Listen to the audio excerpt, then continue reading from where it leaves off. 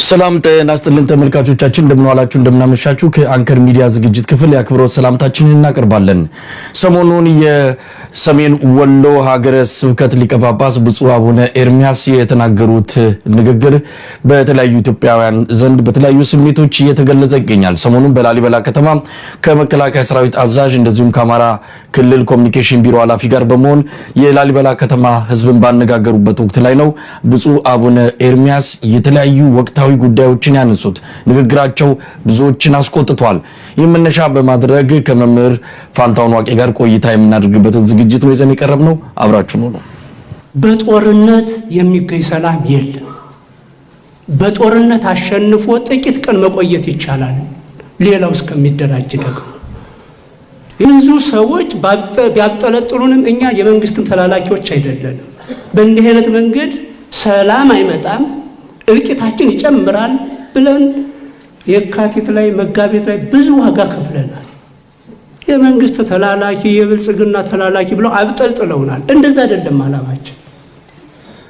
በቃ ግቡ፣ ስጋታችሁን የጋራ አድርጉ። መከላከያ ሀገር ከዳ ወይ? አመራሮቻችሁ ሀገር ከዱ ወይ? እናንተ የምትቆጩትን ያህል አመራሮቻችን አይቆጩም ወይ? እናንተ የምትቆጩትን ያህል እነ ጄኔራል ብርሃኑ አይቆጩም ወይ? እያልን ነበር አብረን ቁጭ አድርገን። መምህር ፋንታውን ዋቄ በጣም አመሰግናለሁ። እንግዲህ በድንገት ይህን ንግግር እንደሰማን እስቲ ምን ማለት ነው፣ ምዕመናኑ እንዴት እየተረዳው ነው፣ የተሰጠውስ ምላሽ ምን ማለት ነው የሚለውን ነገር በተወሰነ ደረጃ ለመወያየት ነው። በቅድሚያ እንደው ብፁዕ አቡነ ኤርሚያስ ምንድን ያሉት? ምንድነው የ17 ደቂቃ ንግግራቸውን የሰማነው? ከፍተኛ ተቃውሞ ከዚህም ከዛም እየመጣባቸው ነው ያሉትና ምንድነው የተናገሩት? ካነሷቸው ነጥቦች ጥቂቱን አንስተን ወደ ውይይታችን እንገባለን።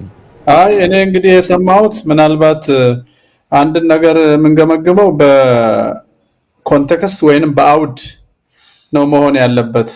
በአውድ የቅዱስ ላሊበላ ሲነገር የኢትዮጵያ አሁን ያለችበት መነሳት አለበት። የኢትዮጵያ አሁን ያለችበት ሁኔታ ሲነሳ ኦርቶዶክሳውያንና አማራ ክልል ያለበት ሁኔታ መነሳት አለበት። ሁለቱ ሲነሱ አሁን ያለው የመንግስት ጠባይ መነሳት አለበት።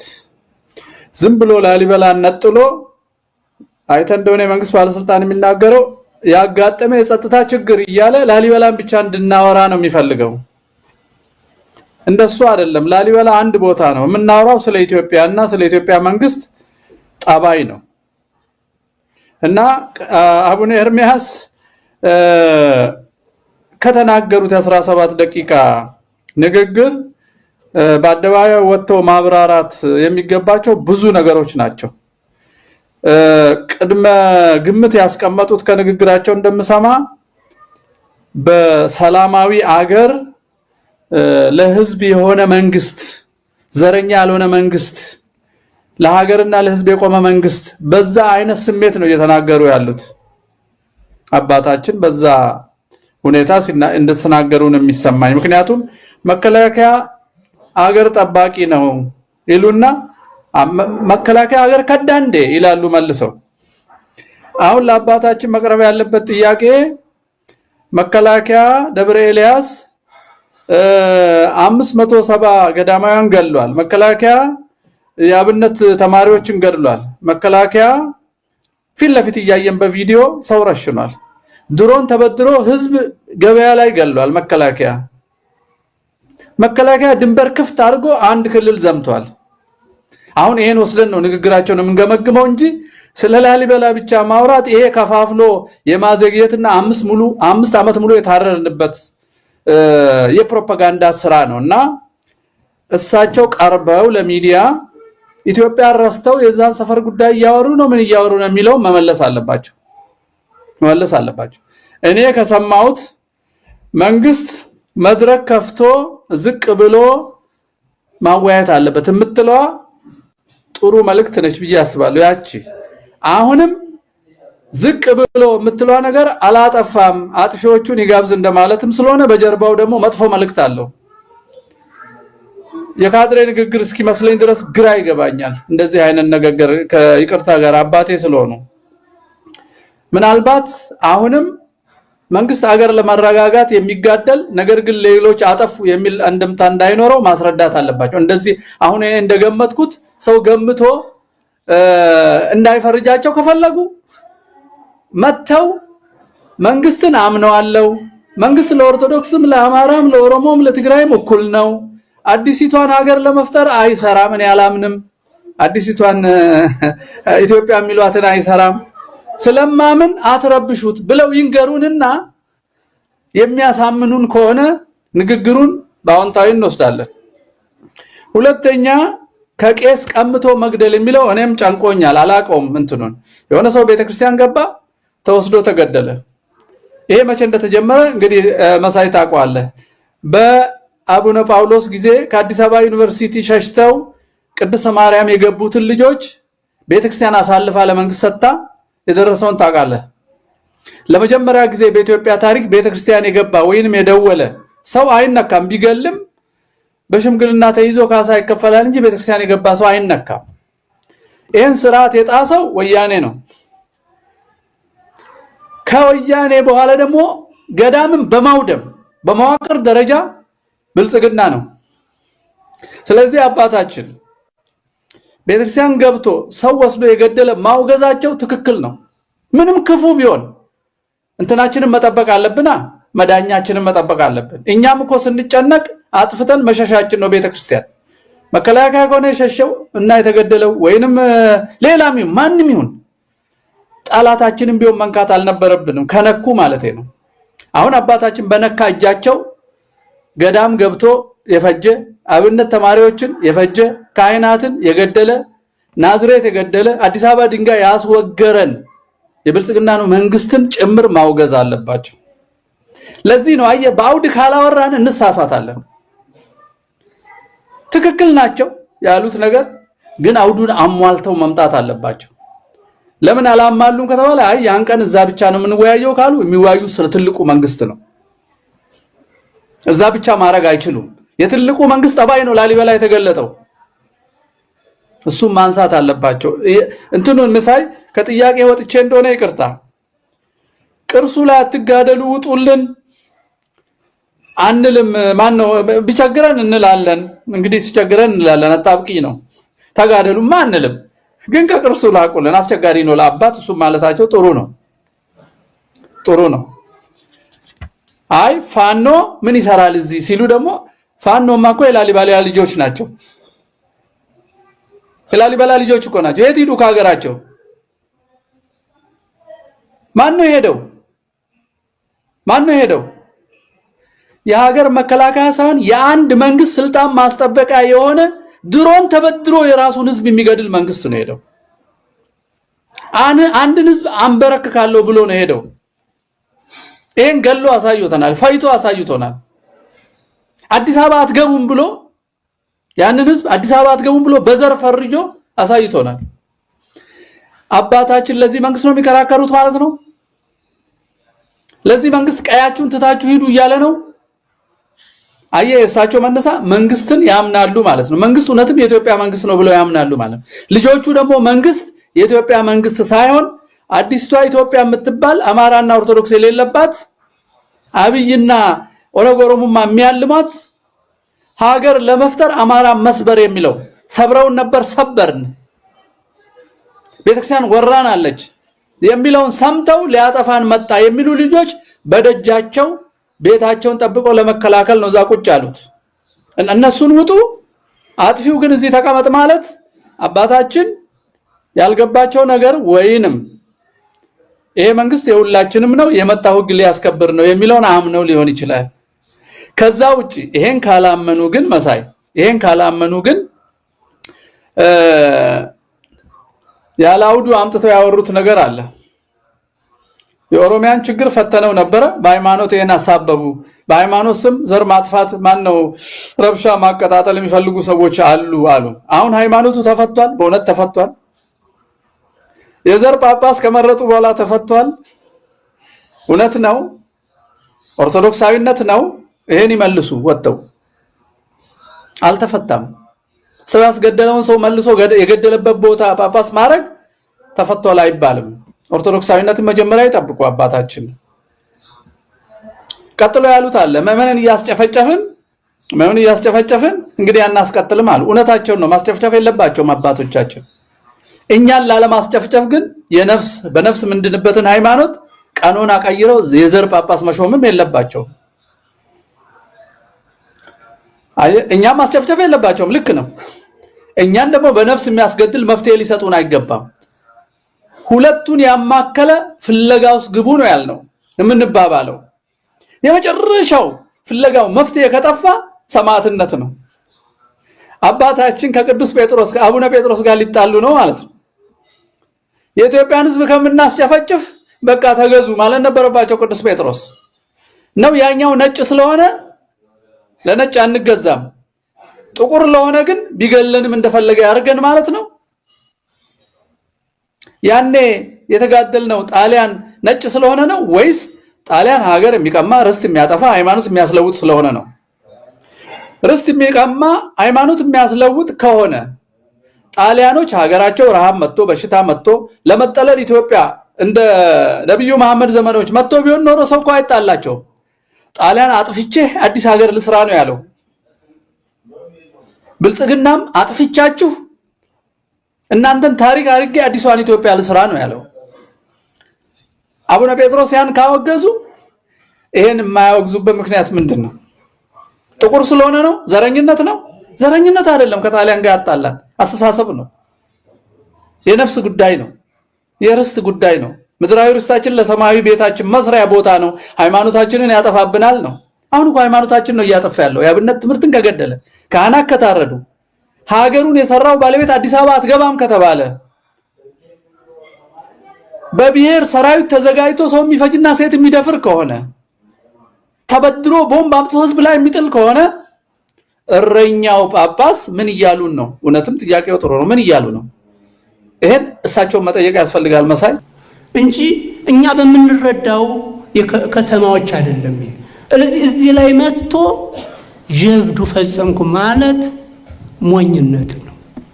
ልጆቻችን ወንድሞቻችን አታድርጉት። ድጋሚ ላለው ማንኛችሁም ቢሆን በአንድም በሌላም ምከሩ። ቀሳውስትም የምታገኟቸው ገዝቶ አይምጡ፣ ወደዚህ ቦታ አይምጡ። መከላከያም ደግሞ ይውጣልን አንልም። እንዴት እንላለን? ምናልባት እሳቸውን ለማግኘት ሙከራ አድርገናል። ምን ማለት ፈልገው እንደሆነ የ17 ደቂቃ ንግግራቸው እውነት ሚዛናዊ ነበረ ወይ? የትኛውንም ወገን ይደግፉ ያውግዙ የእሳቸው ምርጫ ነው ብለን መውሰድ አንችልም። የሃይማኖት አባት ናቸውና ስለ እውነት ግን እንዲቆሙ እንፈልጋለን። ስለ እውነት ነው፣ ስለ ሌላ አይደለም። አሁን ግን እውነት ስለ እውነት ቆመዋል። ያንን ብለው ያምናሉ አባታችን ብለን ለናነጋግራቸው ሞክረን ነበር በተደጋጋሚ። መጨረሻ ላይ ስልኩን አንስተው አሁን አገልግሎት ላይ ነኝ ነገ ደውል የሚል መልእክት ነው የተውት። ለማንኛውም አሁንም በራችን ክፍት ነው። እሳቸው አባታችን ናቸው። ብዙ ታሪክ መልካም ታሪክ እዛ ወልዲያ ድረስ ሄጄ አይቻለሁ። መልካም ታሪክ ያላቸው አባት ነው። ግን ከሆነ ጊዜ በኋላ ምን ወይነ ተጽዕኖ ውስጥ የገቡ ይመስላል። የሆነ ተጽዕኖ ያረፈባቸው ይመስላል። በተወሰነ ደረጃ አባትነታቸውን በሙሉ ክብሩና ጸጋው እያየን አይደለም። በባለፈው በተፈጠረው ችግር እሳቸው ያው በማልነበሩ ያደረጉትን አይተናል። አሁን ደግሞ ያውቁታል። ይሄ ጦርነት በምን እንደተጀመረ ከኢትዮጵያ ሕዝብ የተሰወረ አይደለም። በራፋቸው ቤታቸው ድረስ ወጥቶ ነው ትጥቅ አምጡ ብሎ ጦርነት የከፈተባቸው። ጦርነት አያስፈልግም ሲሉ አጠገባቸው ለተቀመጡት ጀነራልስ እንደው በደንብ አይነግሩትም ወይ? ይሄ ነው አባትነት። እንደው ከዚህ አንፃርስ ብናየው እውነቱ ሐቁ አለ። ሌላውን እኮ ሌላ ሐቅ ስለፋኖ ወይም ስለሌላው ወግነው ይናገሩ አይደለም። ስለ እውነት ለምን አይናገሩም ነው ትልቁ ጥያቄ መምህር። እንግዲህ ወይ በቪዲዮ ላይ የንም እንጂ አፈሙዝ ተደቅኖባቸው ከሆነ የተናገሩት አላውቅም እኔ። ያለበለዚያ ያ ንግግር ከአባት አልጠብቅም። ለምንድን ነው የማልጠብቀው? አባትነታቸው ለላሊበላ ወይንም ለወልዲያ አይደለም፣ ለሁላችንም ነው። ወለጋ ላለነው፣ ሻሸመኔ ለታረርነው፣ አዲስ አበባ በድንጋይ ተወግሮ ለሞተውም ቄስ በዘር ንጹህ ኦሮሞ ሾምኩልህ የሚልና አባል ያረጉትና አጠገባቸው ያስቀመጡት ለሱ ሁሉ ነው አባትነታቸው። እንደዛ ከሆነ ይሄ ጄነራል፣ ይሄ መንግስት የሚያዘው፣ ይሄ መንግስት የወከለውን ሰውዬ ልጆቼ ወለጋ ጨረስከው እዚህ ደግሞ ተከትለህ መተህ ለምን ነው እንዲህ የምታረገው ቢሉ እንዴት ባማረባቸው ነበር ብዬ ነው የማስበው። ግን አሁን ደግሞ መልሼ ምን ግራ ይገባኛል መሰለ፣ እኛ መከላከያ ኮንጎ የዘመተ ዳርፉር የሄደ ኮሪያ እንደዛ አይነት ልዕልና እንዲኖረው እንፈልጋለን። ያ ምኞታቸው በጣም ያምራል በእውነት። ግን ይሄ መከላከያ የኢትዮጵያ ነው ወይ ነው ጥያቄው። የኢትዮጵያ ከሆነ አንዱን ባንዱ ላይ ተራ በተራ እያዘመተ ህዝብን ትጥቅ ላስፈታ ብሎ ለይቶ ብሔርና ቋንቋ ለይቶ ሌላውን በሚሊዮን እያሰለጠነ ለይቶ ለዛውም ለ35 ዓመት የተገደለ ህዝብና ሃይማኖት ከበደኖ ጀምሮ እስከ አርባ ጉጉ እስከ ጅጅጋ፣ ከጅጅጋ እስከ ኮፈሌ፣ ከኮፈሌ እስከ ዶዶላ፣ ከዶዶላ እስከ ጎባ ያልታረደበት ቦታ አለው። የኦርቶዶክሳዊና አማራ የሚባለው ፍጡር ኦሮሞን ኮኖ ኦርቶዶክስ፣ ማንኛውም ኦርቶዶክስ ቡራዩ የታረደውን የጋሞ ልጅ ከአዲስ አበባ ቤቱ የፈረሰበትን ክርስቲያን የት አስቀምጠው ነው ያንን መከላከያ ልዕልና የሚመኙለት? የታለ የተከላከለልን? ሰይጣን ነው የሚከላከለው? ምንድን ነው የሚከላከለው እንዴ? ምናባዊ ነው እንዴ? አገርና ኑሮ 500,000 ቤት አፍርሶ ቤተ መንግስት የሚሰራ ሚሊዮኖች ተርቦ 15 ቢሊዮን ብር የሚያወጣ ይሄን ስርዓት የሚጠብቅን መከላከያ ከኮሪያው የኢትዮጵያ መከላከያ ጋር ምን አድርገው ነው የሚያገጣጥሙት? ምን አድርገው ነው አይገባኝም። ይሄን መመለስ ያለባቸው እሳቸው ናቸው። ይሄ መከላከያ የኢትዮጵያ ነው ወይ ያምናሉ? የሀገር መከላከያ ህዝቡን ነው የሚከላከለው ወይስ በተበደረ መሳሪያ የራሱን ህዝብ ይገላል? ጋምቤላ ክፍት ነው። ጋምቤላ ሰው እያለቀ ነው። በሱዳን በደቡብ መተማ ክፍት ነው። ሶማሌ አልሸባብ እያስፈራራው የሶማሌ ህዝብ የሀገራችን ሶማሌ ህዝብ በራሱ አካባቢ ነው የሚከላከለው። መከላከያው ከዛ ተነስቷል አማራ ላይ ሊዘምት እንዴ! አባታ እንዴት አድርገው ነው ከዛ ከሀያል ጦር ከዛ ሀገሩን ከሚወድ መከላከያ ጋር የራሱን እህት የሚደፍር? ስንት ሴቶች ናቸው የተደፈሩት? እኛ አይደለን የምንለው፣ ዓለም አቀፉ ማህበረሰብ ራሱ ሴቶች መደፈራቸውን የመንግስት የሰብአዊ መብት ኮሚሽን ራሱ አጋልጧል። ይሄ መከላከያ ነው ልዕልና ነው የሚመኙለት? ምን እያሉን ነው የሚለውን በእውነት መሳይ አባታችን ናቸው። አባትነታቸው ደግሞ ታራ የስጋ አባት አይደለም። በነፍስ የዘላለም ህይወት የምናገኝበት ጎዳና ላይ የቆሙ አባት ናቸው። ወይ ዘውን ይሄዳሉ ወይ መንገድ ይዘጋሉ። እና እኛ የምንጨነቀው ለሳቸው ማስተሳሰብ ጭምር ነው፣ ለራሳችን ነፍስ ስንል ማለት ነው። እና ወጥተው ማስረዳት አለባቸው። ለኔ የዚህን ሀገር መንግስት ልዕልና እንመኛለን አሉ። እውነት ነው። አባት መቼስ ከዚህ የበለጠ ልዕልና እንመኛለን ካሉ፣ አዎ የዘረኛ ህገ መንግስትን የሚቀድ በዘር የተከለለ ክልል የሚያፈርስ በዘር የተደራጀ ሰራዊት የሚያፈርስና የህዝብ ሰራዊት የሚፈጥር ተመልከት። ያውቁታል እኮ የአዲስ አበባ ህዝብ 80% ኦርቶዶክስ ሆኖ አንድም ኦርቶዶክስ ስልጣን ላይ የለም። ስልጣን እንደያዘ በማግስቱ በጣሳ ውሃ ደፍተውበት እምነቱን የሚያስቀይሩት ብዙም እንደኛ እንዳለ እናውቃለን። ደህንነቱን ተመልከት። የለም እኮ ክርስቲያን እዛ ውስጥ፣ የለም እኮ ኦርቶዶክስ እዛ ውስጥ።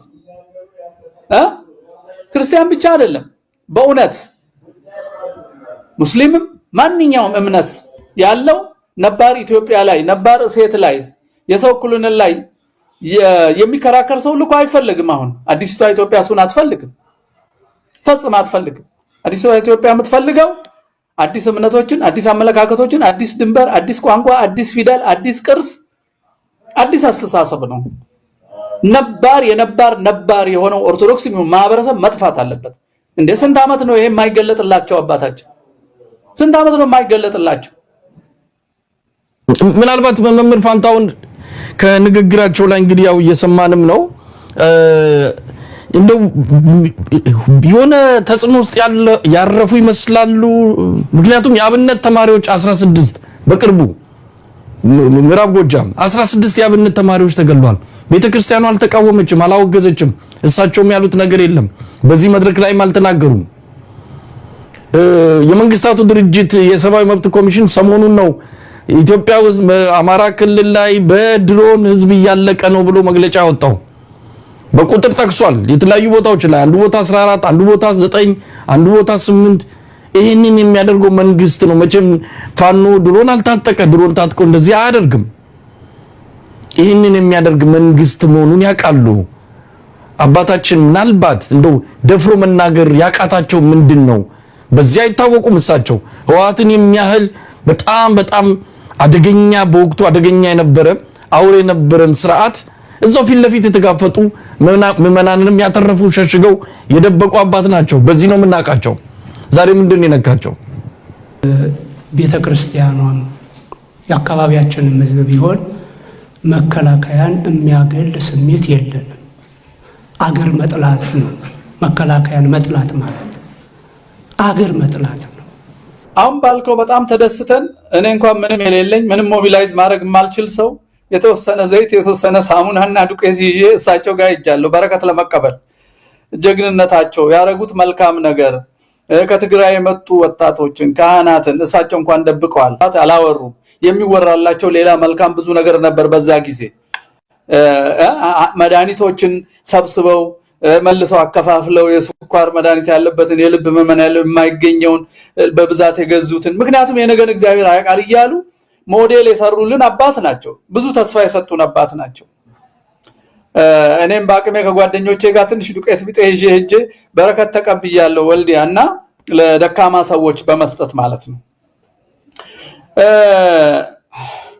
አንድ ጥያቄ እኔ ከምመልስ አንድ ጥያቄ እናቀርብላቸው በአደባባይ ይመልሱ ገብተው። የኢትዮጵያ ሰብአዊ መብት ኮሚሽን መንግስት በአማራ ክልል ላይ ያደረገውን ግፍ መንግስት በፋኖ ላይ አይደለም፣ ፋኖን ሄዶ ይግጠመው ከፈለገ ሰራዊቱ፣ ግን መንግስት ሴቶች መድፈሩን፣ መንግስት ሕክምና መከልከሉን፣ መንግስት የቆሰለ ሰው እዛ ወልዲያ ከአልጋ ላይ አውጥቶ መረሸኑን በዓለም ህግ ሁሉ የተከለከለ አንስተዋል። የጦር ህግ አላሉ። የጦር ህግ ካለ ታዲያ ለፋኖ ብቻ ነው እንዴ ያለው? ፋኖ እንዳውም እኮ የሚጠየቅበት መንገድ የለው መንግስት ስላልሆነ። ማን ነበር መጠየቅ ያለበት? መንግስት አባት ከሆነ ይዞ መጠየቅ ያለበት ፋኖን ማን ነው? መንግስት ነው። መንግስት ነው። አሁንም የሚጠየቀው ለተሰራው ስራ በሙሉ መንግስት ነው። ለምን? የፋኖ አይነት ንቅናቄ እንዲፈጠር የሚያደርግ አስተዳደራዊ ስርዓት እና የዘር ህግ እኝ ብሎ ያዘ የአብይ መንግስት ነው ፋኖን የፈጠረው። ወስዶ ከጎረቤቶቹ ጋር ራሱ ሰራዊቱን እዛ አስተኝቶ ሰራዊቱን ለማረድ ሲዘጋጁ ወያኔዎቹ ያላየ ያልተከታተለ አሳርዶ ሲያበቃ በራሱ ወገን ላይ እንደገና ጦርነት የከፈተ በጦርነቱ አግዙኝ ብሎ ፋኖን የአማራን ህዝብ ከትግራይ ህዝብ ጋር ለመገዳደል የሰራ እዛ 1 ሚሊዮን ከቀነሰ በኋላ ይሄን ለመቀነስ የተመለሰ ይሄን አባታችን አልተገነዘቡም ይሆን? ጥያቄ ይሄ ነው መሳይ። አንዱ ጥያቄ ምን መሰለው? የኢትዮጵያ ሰብአዊ መብት ኮሚሽን ሪፖርት አድርጓል። የዓለም አቀፉ ኮሚሽን የሁማን ራይት ሪፖርት አድርጓል። ይሄ እረኝነት ስራ ነው። እነዚህ ሁለት ሴኩላር የሆኑ ሃይማኖተኛ ያልሆኑ በሰብአዊነት ብቻ ሰው ይከበር በሚል በራሳቸው መርህ የሚሰሩ አካላት ናቸው ለኛ ቅርብ እረኛ ወይስ ጳጳስ? ይሄን ይመልሱ። እረኛ ሰብአዊ መብት ኮሚሽን ነው ወይስ ጳጳስ ወይስ ካህን? ማን ነው እረኛችን? ቅርብ እረኛችን ማን ነው?